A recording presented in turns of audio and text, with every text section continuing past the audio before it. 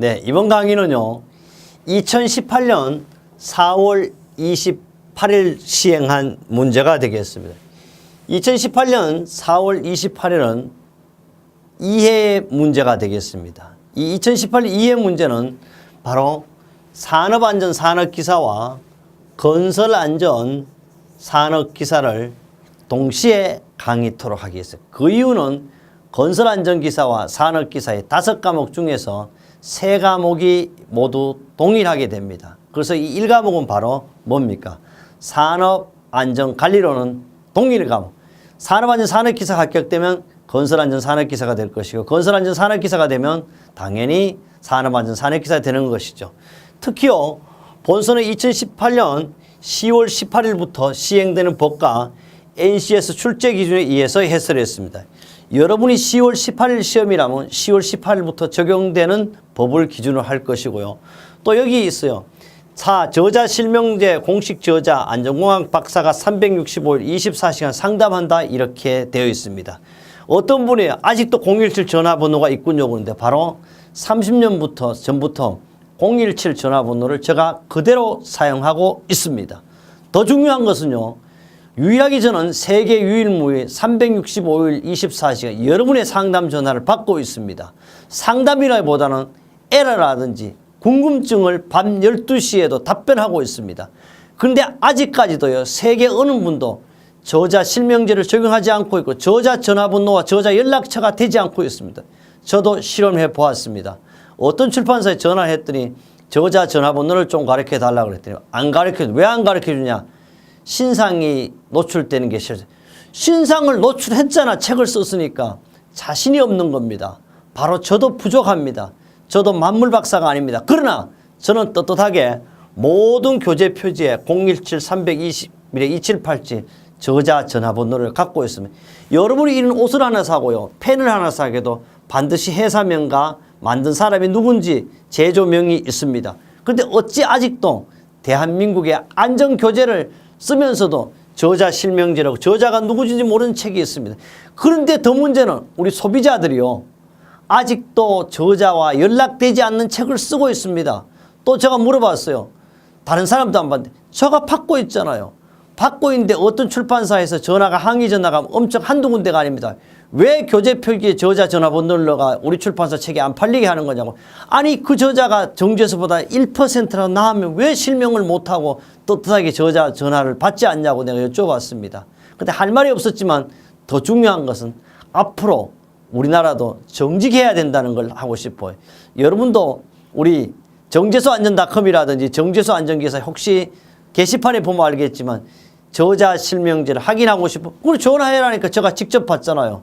바로 중요한 것은 제가 만물 박사는 아니라도 산업안전이라든지 건설안전 산업기사에 대해서 정제수보다 1%라도 나은 강의가 있다면 꼭 그 강의를 들어주십사 하고 강조를 한 번 더 합니다. 그래요. 첫 번째 과목 드디어 보죠. 첫 번째 과목은요. 산업안전관리론입니다. 이 산업안전관리론은 1번부터 20번까지 되죠. 첫째, 안전모의 시험 성능 기준 항목이 아닌 것은 우리 안전모의 종류는 바로 A 뭐가 있어요? A, B형이 있고요.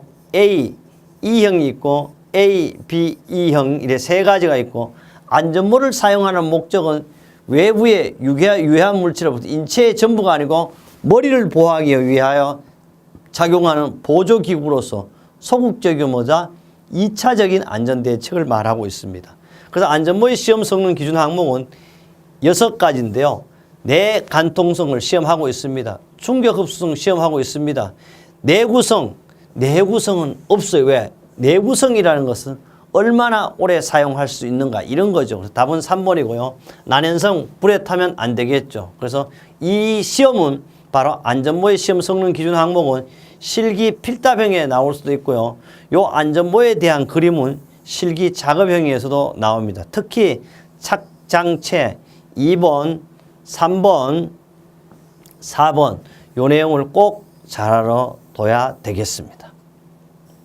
두 번째 문제 되겠습니다. 두 번째 문제는요. 안전교육 방법 중 TWR입니다. TWR은 초급 관리자 또는 감독자 교육이죠. 4가지 교육이 아닌 것은 작업 지시 JI 있죠. 인간관계 JR이 있습니다. 정책 수립 없어요. 이런 거. 답이 3번이 되겠고요. 작업 방법 JS가 있습니다. 또 하나 뭐 작업 방법이 JS가 있고 JM이 있고 또 있다 뭐 JS가 하나 있죠. JS는 뭐요? 안전기법이죠. 그래서 답은 3번이 되겠습니다. 2번, 3번이고요. 그 다음에 역시 우리는 이 문제를 한번 보고 여물문제 이번 시험에도 나올 수 있다는 확신성을 보여주고 있습니다. 3번입니다.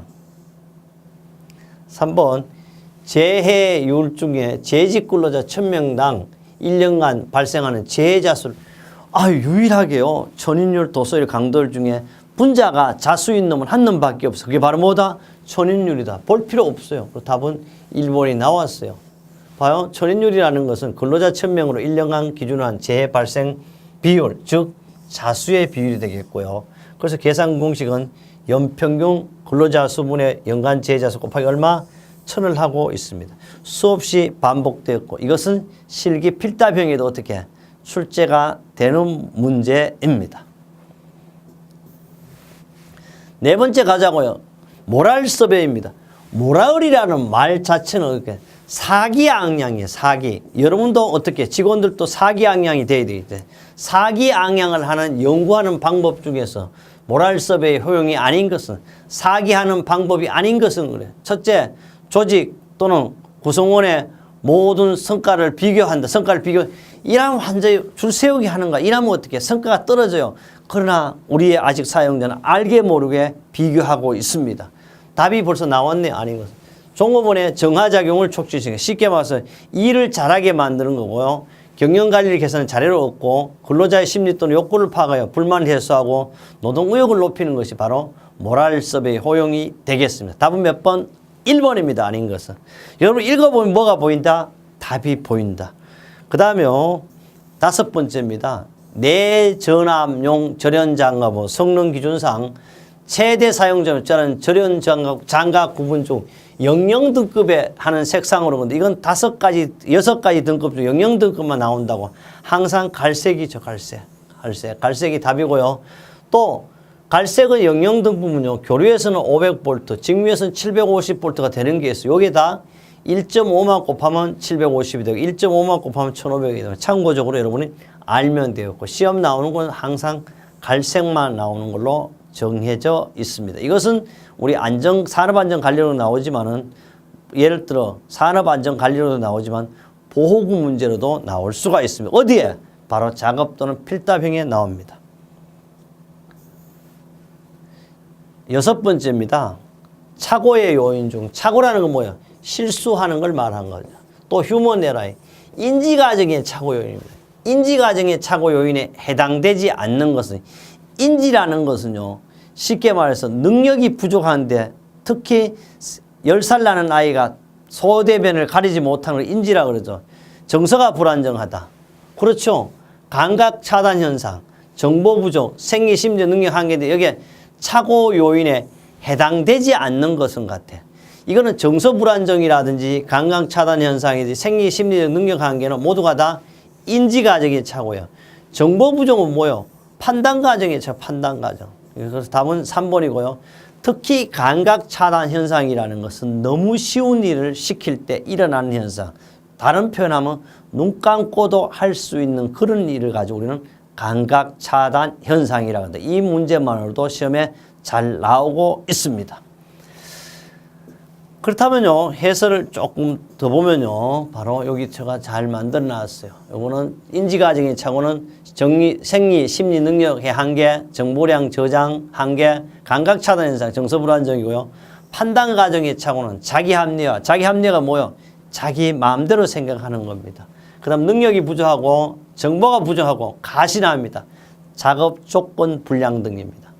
그 다음 7번째요. 산업안전보건법령상 안전과 보건 표제 색채 색도 기준 및 용도 당 관론에 알맞는 것으로 해서 이거 OI잖아. 무슨 색깔? 노란색이에요. 8.5 명도 12가 채도예요. 경고 화학물질 취급 장소에서 유해 위험 경고 이외의 위험 경고 주의 표지 또는 기계 방호 당연히 노란색이요. 한번 보자고. 노란색은요 바로 이 OI 8.5 10이에요. 그 다음 파란색일 때는 2.5 PB 40, 그 다음 빨간색일 때는 7.5R 14가 되겠습니다. 안전 또는 검은색은요, N은 9.5, 흰색은 N은 얼마? N은 9를 하나요? 10을 하나요? 지금 헷갈리니까도 차이로 찾아봤으면 좋겠고요. 이렇게 할 수가 있는 표지 되겠습니다. 답은 무슨 색깔? 여기 줬으니까 이거는 옐로우니까 노란색. 우리가 쉽게 찾을 수가 있습니다. 이것은요, 시행규칙 별표 3 안전보험 표지라든지 색도 또는 색채 기준의 용도로 알 수가 있습니다. 8번째입니다. 안전교육 훈련의 기법주 하버드 학파요. 이것은 실제 현재에도 2018년 제가 강의하는 것은 엄청 덥습니다. 지금 2018년 오늘 7월의 마지막 화요일 날 제가 강의하고 있습니다.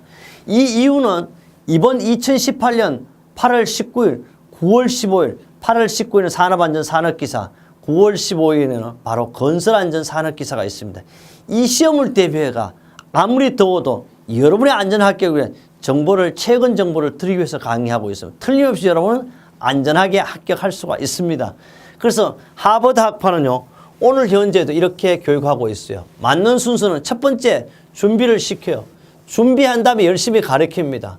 열심히 가르쳤으면 어떻게 해야 돼요? 바로 연합을 시켜야 되고요. 그 다음에 총괄하고 응용한다. 이 순서대로 나오고 또는 틀리는 것은 이게 4단계인데 여기 응용한다를 4단계로 하는 경우도 있다. 꼭 기억해야 합니다. 어쩌다가 실기 필답형 시험에도 나오고 있습니다. 9번째입니다.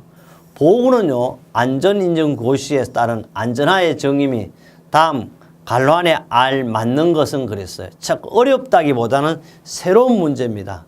경작업용 안전하는 가벼운 일을 할 때 작업 안전하는요, 플라스마에서 몇 미리 낙하 높이에 근데 경작업일 때는요, 플러스 마이너스 얼마? 250mm, 250mm의 낙하 높이에서 시험할 때 충격파가 얼마냐 그러면 4.4예요. 4.4 플러스 마이너스 0.1kN 압축 하중에 시험할 때 압박에 대하여 보호해 줄 수 있는 선심을 부착하여 착용자를 보호하기 위한 안전한을 말한다. 답은 뭐요? 바로 250과 4.4가 있는 건 4번입니다.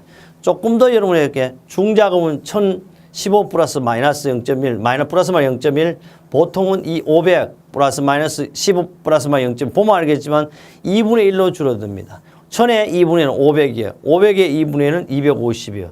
요거는 5씩 줄어들어요. 15, 10. 그리고 여기 또 차이가 좀 있어요.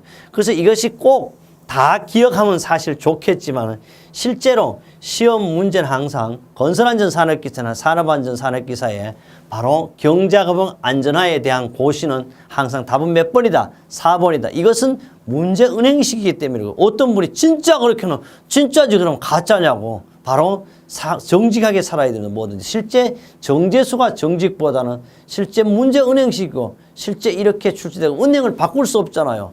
그래서 반드시 오탈자까지도 동일하게 나옴을 꼭 기억하셔야 합니다. 그래서 지금의 합격의 최적기에 공부 방법은 뭐다? 그래서 가연도를 10년치를 보라고 제가 강조합니다. 근데 어떤 분은요, 가연도 10년치, 9년치만 보면 안 되냐, 8년치만 보면 안 되냐, 이렇게 물어. 참, 어째 보면요, 5년치 보면 묻지 왜 안 보냐. 5년치 봐도 괜찮고, 1년치 봐도 괜찮습니다. 그러나 시험은 최소한 저는 열흘 정도는 공부해야 되지 않겠냐. 그래서 10년치, 10일, 하루에 3시간씩 공부하라고 합니다. 그래서 하루에 3시간, 뭡니까? 열흘. 그 다음에 합하면 총 30시간. 이 정도는 공부해 합격이 되는 거지. 달랑 1시간 가서 합격했다, 그 자격증 따면 의미가 없을 거고, 너무 쉽다고 이래 생각할 거예요. 그래서 반드시 여러분 며칠 투자하자? 열흘, 30시간은 꼭 투자하시기 바랍니다. 뭐 이런 그린 안전화에 대한 재료 및 구조 그림이 되겠습니다. 10번째입니다. 10번째는요. 산업재해에 있어 인명이나 물적 등 일체의 피해가 없는 사고로는 무엇이냐. 이거는 제가 항상 말했어요. Near accident. 제가 막 강하게 발음하면 Near accident 이라는데 사실 Near accident. 이거는 무사고의 사고. 일체 인적이라든지 물적 손실이 없는 사고를 우리는 말하고 있어요. 그래서 하이니에 바로 무사고가 되겠죠. 무사고 아차 사고라 그러기도 하고 Near accident. 이거는 사고 휴업도 1일 미만이에요. 그러나 인적, 물적으로 전혀 손실이 없는 상태를 말하고 있습니다. 11번째입니다. 산업안전보건법령상 안전관리자가 수행할 업무가 아닌 것은 안전관리자 업무는요, 바로 10가지 업무가 있고 산업안전보건법 시행령 13조에 있습니다. 안전관리 단 그 밖에 안전에 관한 사항, 고용노동부 장관이 정하는 사항은 제외한다 그랬어요. 안전관리자 업무는요, 아닌 것은 위험성 평가에 관한 보고자라든지 조언과 지도를 해야 합니다. 둘째, 물질안전보건 자료의 게시 또는 비치에 관한 보고자 및 조언 지도를 합니다. 사업장의 순회 점검 및 지도 조치를 합니다. 넷째, 산업재해 관한 통계 유지 관리 분석을 위한 보고자 및 조언 지도를 한다는데 이걸 잘 봐야 돼요. 지금 저도 물질안전보건 자료의 게시 또는 비치가 이것도 저가 잘 읽으니까 빨리 하는데 이것은 MSDS라고 그러죠. 이거는 물질안전보건 자료의 게시는요, 법으로 정해진 거예요. 법으로 정해진 거. 그래서 저도 틀릴 때가 이래 있습니다. 답은 2번이고 이런 건 어떻게 잘 읽어봐야 돼요. 안전관리 업무는 10가지인데요. 산업안전보건이나 안전보건과 노사협의체 심의 의결한 업무와 해당 사업 안전보건 취업기 정한 직무, 안전인증 대상 기계 자율안전항이 되어 구입 시 선정에 관한 보호자 조언지도, 위험성 평가에 관한 보호자 조언지도, 해당 사업 안전교육 실시에 관한 보호자 및 조언지도를 해야 되고요. 사업장의 순환 점검 및 조치의 건의를 해야 합니다. 여섯째, 산업재해 발생 원인 조사 분석 및 재발 방지를 위한 기술적 보호자 및 조언지도 해야 되고, 일곱 번째, 산업재해에 관한 통계 유지 관리 분석을 위한 보호자 및 조언지도 해야 합니다. 법도는 법에 따른 명령으로 정한 안전에 관한 사항 이행에 관한 보호자 및 조언지도 해야 하고요. 업무 수행의 기록 내용을 유지해야 합니다. 이것은요, 필기 시험에도 계속해서 나오지만 실기 필답형 시험에도 안전관리 업무를 5가지 쓰시오 이렇게 나올 수 있는 문제가 되겠습니다. 12번째입니다. 근로자가요, 작업 때요, 잘 봐요. 작업 뒤에 전기공사 작업 중 감전에 의해, 감전에 의해 지면으로 떨어져 다리에 골절상의 상해를 입은 경우 기인물과 가해물이라고 했어요. 기인물은요, 상해나 재해의 원인이 된 물건이나 물체를 말하는 거예요. 원인이에요, 원인. 그러나 가해물은 직접 나에게 가해한 물건, 물체죠. 그래서 여기서는 뭐냐면 왜 떨어졌냐 그랬더니 왜 떨어졌냐 그러면 뭐냐고 전기공사 작업 중 어디에서 작업 뒤에서 감전에 의했다. 감전에. 그 다음에 여기서 알아둘 것은요, 애매해요.